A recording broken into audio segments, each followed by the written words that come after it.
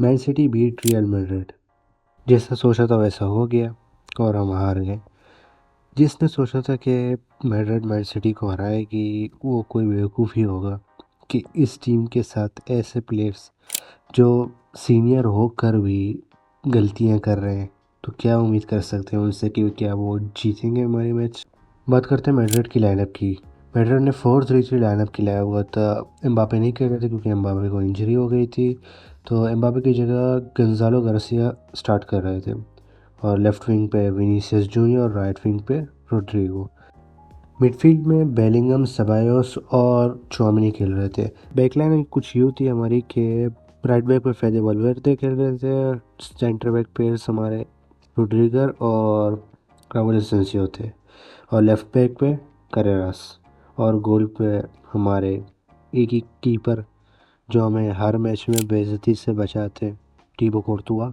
Man city जीतती है Madrid से 2-1 की लीड से, और मैड्रिड हार जाती है। जो उम्मीद हमें ये थी कि मैच जीत जाएंगे, क्योंकि एक वक्त में अगर हम बात करें मैच के मोमेंटम की, तो मैड्रिड ने गेम बिल्कुल बेहतरीन स्टार्ट किया हुआ था। सिटी हाईलाइन खेल रही थी, सिटी हाई प्रेस कर रही थी, लेकिन मैड्रिड उसको बीट कर पा रही थी। तो आखिर गलती कहाँ हुई मैड्रिड से जो उसके हाथ से मैच फिसल गया। मैड्रिड की मिडफील्ड बिल्कुल कॉम्पैक्ट थी, लेकिन अगर हम बात करें कि जब सिटी काउंटर अटैक पे आती या ऑफेंसिव अटैक से आती, तो मैड्रिड की डिफेंस बिल्कुल खुल रही थी, बिल्कुल ओपन हो रहे थे, और सिटी आराम से बिल्कुल उनके गोल तक शॉट्स ले पा रहे थे। अपने गोल से अगर आप इस मैड्रिड के गोल की बात करें तो सिटी को कोई तकलीफ नहीं हो रही थी आने को, क्योंकि मैड्रिड की डिफेंस बिल्कुल खुल रही थी। वो मिडफील्ड से ऐसे बॉल प्ले कर रहे थे, इतने आराम से निकाल रहे थे बॉल को। अगर गोल पे कोर्तुआ ना होता तो मैन सिटी के इतने सारे अटैक आए हुए थे कोर्तुआ की वजह से। कोर्तुआ ने बहुत सारे मैसिव सेव किए, इसकी वजह से स्कोर लाइन हमें 2-1 की दिख रही है, वरना स्कोर लाइन कुछ और होती। ये जो कोर्तुआ ने हालैंड का सेव किया है और डबल सेव किया है, एक हालैंड का नहीं, रैन चर्की का भी। हमारी डिफेंस बिल्कुल खुली पड़ी हुई थी, वो प्लेयर्स आराम से आके शॉट्स लिए जा रहे थे। कोर्तुआ ने इतने मैसिव सेव किए, इसलिए हमारी अभी इज़्ज़त बची हुई है, वरना हमारी डिफेंस बिल्कुल खुली पड़ी थी। और रोड्रिगर की मैं बात करूँ, क्या ही बात करूँ उसकी। उसने, मैं ये सोच के अगर मैंने उसे देखा था कि स्टार्टिंग 11 में वो खेल रहा है, मैंने कहा कि एक सीनियर प्लेयर खेल रहा है तो अब डिफेंस थोड़ी मैच्योर होकर खेलेगी। पर वही बंदे ने ऐसी ऐसी गलतियाँ मैच में की हैं जिससे हमें गोल पड़ गए थे। रोड्रिगर जो है हालैंड को मैन मार्क कर रहे थे पूरे मैचेस में, लेकिन ऐसी कुछ जगह आई है जैसे अगर हम पहले गोल देखें जो मैन सिटी ने मारा था, वहाँ भी रोड्रिगर ने कॉर्नर में डाइव मारी थी। वो फाउल तो नहीं दिया गया था, लेकिन रोड्रिगर ने डाइव मारी कि शायद फाउल में, जब पर उसी चक्कर में सारे प्लेयर का ध्यान इस तरफ था तो गोल पड़ गया हमें। मैं ये नहीं कह रहा उसमें रोड्रिगर की गलती है, कोर्तुआ ने भी वो आराम से इजीली सेव कर सकता था, पर उसकी एक मिस्टेक हो गई उससे। उसने ये बात कबूल भी की मैच के बाद इंटरव्यू में। लेकिन रोड्रिगर की जो सेकंड मिस्टेक भी थी, उसके बाद भी बहुत सारी मिस्टेक रोड्रिगर ने की थी। मिस टाइम उसके टैकल्स थे, टैकल्स बिल्कुल सही से नहीं करा था वो। अगर बॉल क्लियर करने की बात आई तो वहाँ भी रोड्रिगर बहुत स्लो था, बॉल क्लियर नहीं कर पा रहा था। वो जब शॉट ले रहा तो बॉल बिल्कुल मैन सिटी के प्लेयर के पास आ जाती थी। बहुत सारी ऐसे मिस्टेक रोड्रिगर ने की थी जिसकी वजह से मैन सिटी की बहुत सारे अटैक पड़े थे। वो तो कोर्तुआ ने बहुत सारे सेव निकाले थे, इसलिए हम बच गए थे। जो मैन सिटी का पहला गोल पड़ा था, यहाँ आप देख सकते हो कि बर्नार्डो सिल्वा जो है कोर्तुआ का हाथ पकड़े हुए, जो रेफरी ने शायद नहीं देखा हो या देखा हो, शायद रेफरी ने वो फाउल ना दिया हो, लेकिन यहाँ फाउल बनता था मेरे ख्याल से। क्योंकि यहाँ साफ साफ दिख रहा है कि जब बॉल प्ले हुई तो बर्नार्डो सिल्वा जो है कोर्तुआ को हाथों में पकड़े हुए, तो ये तो फाउल हो सकता था यहाँ पे। पर रेफरी ने शायद चेक ना किया हो, ये तो शायद रेफरी ने फाउल ना दिया हो, ऐसा भी हो सकता है। रेफरिंग मैच में बिल्कुल परफेक्ट थी, बस एक जगह मुझे यहाँ पे थोड़ा सा लगा कि क्या शायद यहाँ पे फाउल हो सकता था। बाकी पूरे मैचेस में रेफरिंग बिल्कुल परफेक्ट थी, कोई रेफरी ने गलती नहीं की। जो फाउल थे, जो पेनल्टीज़ थे, वो बिल्कुल सही डिसीजन थे रेफरी के। डिफेंस में अगर मैं बात करूँ, सिर्फ करेरास की परफॉर्मेंस अच्छी थी और फेदे वलवर्दे की भी थोड़ी बहुत, लेकिन फेदे वलवर्दे की परफॉर्मेंस इतनी नहीं है क्योंकि वो डोकू के सामने खेल रहे थे। और फेदे वालवर्दे नेचुरल राइट बैक नहीं है, इसलिए वो ऐसे परफेक्ट नहीं खेल सकते राइट बैक पोजीशन पे। और डोकू खेले तो डोकू तो वैसे भी इस सीज़न में बहुत ही बेहतरीन खेल रहा है। अगर हम बात करें करेरास की हीट मैप की, उसकी पोजीशनिंग की, तो आप ये हीट मैप देख सकते हो स्क्रीन पे। करेरास जो है एज अ फुल बैक खेल रहे थे, क्योंकि अगर हम देखें तो चौमनी जो थे ना, अगर टीम अटैक पे जा रही थी तो चौमनी सेंटर बैक की पोजीशन पे आ रहे थे, तो Madrid as a back three खेल रही थी। और उसके जो फुट राइट बैक थे ना, वो फुल बैक पोजीशन की तरह ऊपर चढ़ रहे थे। वालवर्दे भी ऊपर चढ़ रहे थे और करेरास भी बहुत ही ऊपर चढ़ रहे थे। और विनी इनसाइड आ रहे थे गोंजालो गार्सिया के साथ।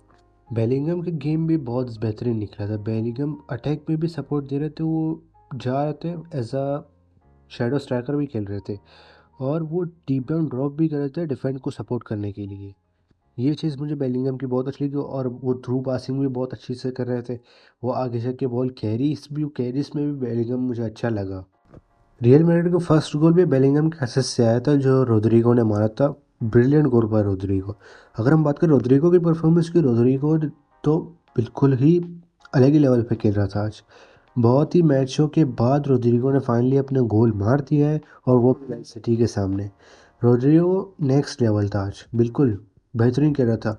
रोड्रिगो अटैक में भी बेहतरीन था, और पीछे आके फेदे वालवर्दे को सपोर्ट भी डिफेंस में दे रहा था। अगर डोकू फेदे वालवर्दे को 1v1 में बीट करता है, तो रोड्रिगो पीछे से आके डिफेंस में सपोर्ट कर रहे थे। तो इसमें बहुत ही मदद मिल रही थी फेदे वालवर्दे को। डोकू की गेम की बात करें अगर हम, डोकू तो बिल्कुल आउटस्टैंडिंग था। वो बहुत ही अलग लेवल पे खेल रहा था आज। वो तो बस डिफेंस में अगर सपोर्ट ना मिलती तो शायद डोकू के बहुत सारे ऐसे चांसेस डोकू ने बनाए हुए थे, जब वो कन्वर्ट करता और गोल भी मार सकता था वो इस मैच में। विनी जूनियर ने तो क्या ही कहूँ कि बिल्कुल ही कोई पता नहीं क्या खिचड़ी पकाई विनी जूनियर ने, मुझे कुछ समझ ही नहीं है। कोई गेम ही विनी जूनियर का नहीं निकला। बिल्कुल ही ख़राब परफॉर्मेंस थी विनी जूनियर की। कुछ ड्रिबलिंग नहीं हो रही थी उससे, कुछ वन वन टेक ऑन नहीं ले पा रहा था वो। उसकी डिसीजन मेकिंग बहुत ख़राब थी। वो पास सही टाइमिंग पे निकाल नहीं पा रहा था। पता नहीं क्यों विनी, मुझे लगा कि ऐसे जैसे एम्बापे अगर नहीं है तो शायद विनी परफॉर्म कर देगा, पर विनी ने कोई परफॉर्मेंस विनी की नहीं है। विनी की बिल्कुल ही बेकार गेम था। रोड्रिगो अगर परफॉर्म ना करता, और बाकी टीम के प्लेयर, जिसमें मैं अगर कहूँ कि अगर हम लोग हारे और हम गुस्सा नहीं है इस बात पे, क्यों हम, मेरे फ्रेंड गुस्सा नहीं है क्योंकि हमारी टीम लड़कर आ रही है। क्योंकि प्लेयर्स में दिखा था कि वो पैशनेट थे।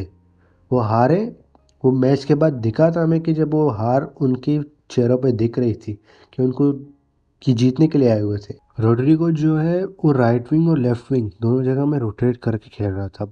अगर रोड्रिगो लेफ्ट विंग में रोटेट करते तो फेदे वालवर्दे ऊपर चढ़ जाते, और वो ऊपर राइट विंग की तरफ चले जाते।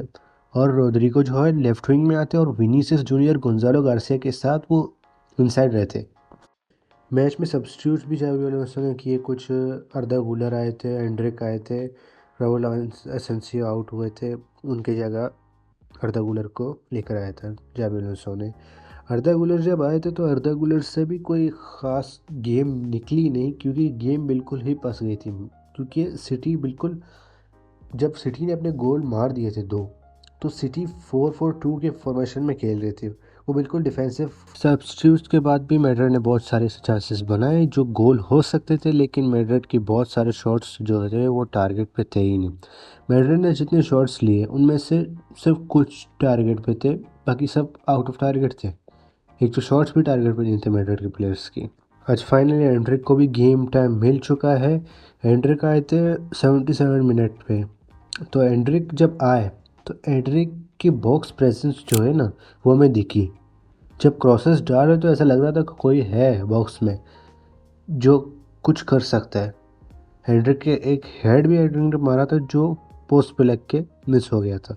लेकिन हेंड्रिक ने बहुत ही अजीब परफॉर्मेंस थी टीम की। लेकिन अभी अगर मैड्रिड की करंट फॉर्म की बात करें तो फॉर्म बहुत ख़राब चल रही है हमारी। पता नहीं कि कितने, शायद 2 गेम हमने लास्ट जीती होंगी 10 में से।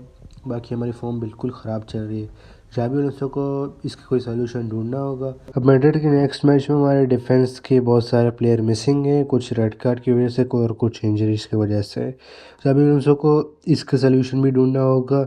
और हम ये बात करें अगर कि जाबी अलोंसो सैक हो सकते हैं या नहीं, तो मैच के बाद कुछ मीडिया रिपोर्ट्स आई थी स्पेनिश मीडिया की तरफ से, तो ये बात कंफर्म हुई थी कि जाबी अलोंसो को अभी मैड्रिड बोर्ड सैक नहीं करेगी, क्योंकि मैड्रिड बोर्ड अभी चांस देगी, क्योंकि इतनी जल्दी सैक नहीं कर सकती जाबी अलोंसो को मैड्रिड, क्योंकि अभी मैड्रिड के पास कोई ऑप्शन नहीं है मार्केट में कि अगर हम अभी हम डायरेक्ट जाबी अलोंसो को सैक करें तो उसकी जगह कौन आएगा, क्योंकि अभी कोई ऑप्शन नहीं है। और ऐसे सैक नहीं कर सकते क्योंकि और ख़राब हो सकती है, जैसे मैंने पिछली वीडियो में बताया था कि अगर अभी जाबी अलोंसो को सैक करते तो ये मामला ऐसे ही चलता रहेगा और सिचुएशन कभी सॉल्व ऐसे नहीं होगी। एक चीज़ मुझे बहुत अच्छी लगी मैच के बाद कि प्लेयर्स जो आए थे इंटरव्यू देने, सब ने एक ही बात की कि हम अपने कोच के साथ हैं। ये बात सब सारे नैरेटिव जो मीडियाज़ में चल रही थी कि प्लेयर्स के ड्रेसिंग रूम में मसले चल रहे हैं, जाबी अलोंसो के साथ कोई नहीं है, कोई प्लेयर्स नहीं, जो प्लेयर्स आ रहे थे वो सब यही कह रहे थे। विनीसियस जूनियर ने भी ये कहा था कि हम अपने कोच के साथ हैं, हम जाबी अलोंसो के साथ हैं। और जब रोड्रिगो ने अपनी गोल मारा था तो रोड्रिगो गए थे जाबी अलोंसो से गले मिलने के लिए। तो ये बात को प्रूव करती है कि जो मीडिया नैरेटिव चल रही है उनमें सारी बातें सच्चाई तो नहीं है, बहुत सारे ऐसे झूठ भी हैं जो सिर्फ ड्रेसिंग रूम को और ज़्यादा ख़राब करने के लिए न्यूज़ ऐसे चल रही हैं। लेकिन अगर हम देखें, जो हम अपने आंखों से देख रहे हैं, तो हमें इतना नहीं लगता कि ड्रेसिंग रूम में इतने सारे प्रॉब्लम्स होंगे। शायद प्रॉब्लम्स थे, लेकिन शायद वो प्रॉब्लम्स अब सॉल्व हो रहे हैं। तो मैंने पिछली वीडियो में भी यही कहा था कि जाबी अलोंसो को थोड़ा टाइम चाहिए, मैड्रिड को चाहिए कि जाबी अलोंसो को थोड़ा टाइम दे ताकि वो सेटल हो जाए। क्योंकि अभी जाबी अलोंसो को जब जब उसे अपनी स्क्वाड मिलती है और स्क्वाड में फिटनेस वो नहीं है, क्योंकि प्लेयर इंजर्ड हो रहे हैं, बार बार प्लेयर्स इंजर्ड हो रहे हैं और कुछ प्लेयर्स है ही नहीं। अलावा जो आता है एक मैच खेल के फिर से इंजरी हो जाती है, ट्रेंट एक मैच अच्छा खेल के फिर से इंजरी हो जाती है, डीन हाउसन अभी आउट है, डिफेंस में इतने सारे प्लेयर्स आउट हैं अभी। जाबी अलोंसो को अभी तक उसे अपनी वो स्क्वाड नहीं मिली जो परफेक्टली वो कहे कि हाँ 10 मैचों तक ये स्टार्टिंग 11 चल सकती है।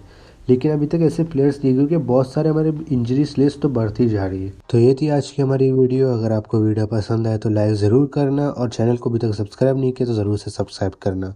और आपकी क्या राय है इस बारे में कि क्या क्या करनी चाहिए था जाबी अलोंसो को, या जाबी अलोंसो को सैक कर देना चाहिए, तो आप मुझे कमेंट सेक्शन में बता सकते हैं। मैं सबके कमेंट पढ़ूंगा और उनके रिप्लाई भी करूंगा। Thank you.